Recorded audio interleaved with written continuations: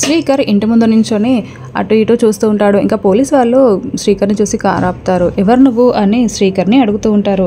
నా పేరు శ్రీకర్ సార్, ఇదే మా ఇల్లు అని శ్రీకర్ చెప్తూ ఉంటాడు.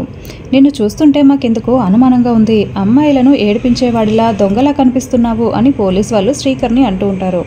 అయ్యో మీరు పొరపాటు పడుతున్నారు సార్, నేను దొంగని కాదు, అమ్మాయిల్ని ఏడిపించేవాడిని కాదు, ఇదే మా ఇల్లు, నన్ను నమ్మండి సార్ అని శ్రీకర్ పోలీస్ వాళ్ళకి చెప్తూ ఉంటాడు. మేము నమ్మమయ్యా, కానిస్టేబుల్స్ ఇతన్ని జీప్ ఎక్కించండి అని పోలీస్ వాళ్ళు అంటూ ఉంటారు. ప్లీజ్ సార్ నేను చెప్పేది వినండి అని శ్రీకర్ అంటూ ఉంటే, ఈ వీధిలో ఎవరైనా సరే నీ గురించి మంచిగా చెప్తే నిన్ను నమ్ముతామయ్యా, నువ్వు చెప్పినవని నిజాలని నమ్ముతాము అని పోలీసు వాళ్ళు చెప్తూ ఉంటారు.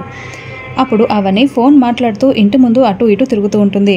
ఆ అమ్మాయితో చెప్పిస్తాను సార్ అని, నేను మంచివన్నని, నేను దొంగని కాదని అని శ్రీకర్ అంటూ ఉంటాడు. అమ్మాయి ఎవరు అని ఎస్ఐ అడుగుతూ ఉంటాడు.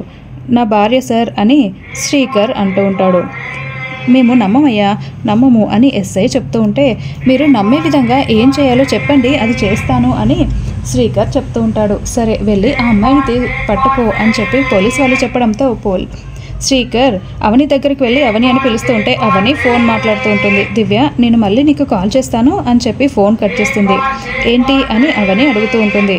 నేను దొంగను, ఆడపిల్లల్ని ఏడిపించేవాను అని పోలీసులు నన్ను తీసుకెళ్తా అంటున్నారు అవని, అందుకే వాళ్లకు నువ్వు నా భార్యవని చెప్పాను, వాళ్ళు నన్ను నమ్మట్లేదు అవని అని శ్రీకర్ అంటూ ఉంటాడు.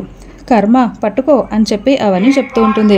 ఇక శ్రీకర్ అవని కళ్ళల్లోకి చూస్తూ అవని షోల్డర్పై చేయి వేస్తాడు. సార్ ఇప్పటికైనా తను నా భార్యని నమ్ముతారా అని చెప్పి శ్రీకర్ అంటూ ఉంటాడు. సరిపోదయ్యా నమ్మము అని ఎస్ఐ అంటూ ఉంటాడు.